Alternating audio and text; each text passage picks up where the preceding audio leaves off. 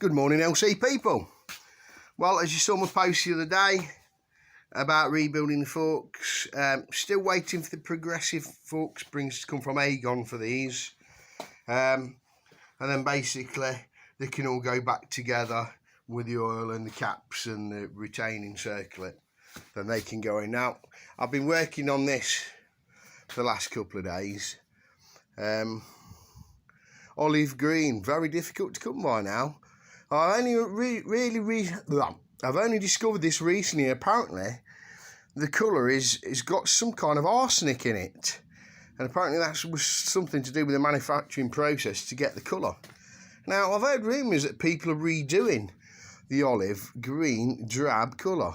Don't know where they're doing it, how they're doing it. If anybody can give me an heads up there, I'd be quite interested to learn about that.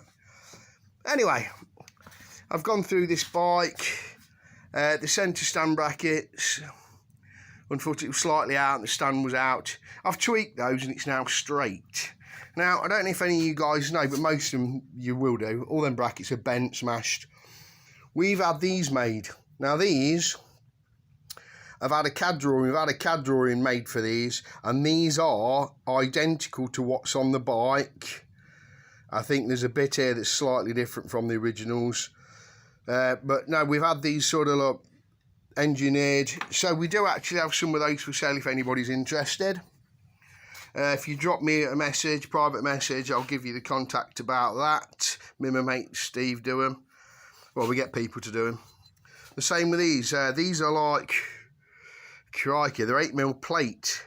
To get these made is difficult because can you imagine trying to bend 8mm? But these are a very, very good reproduction of the original article, which are either bent, broken, snapped, smashed. So if anybody's interested, there's those. The modifications for the swing arm are these little darlings, phosphor bronze bushes.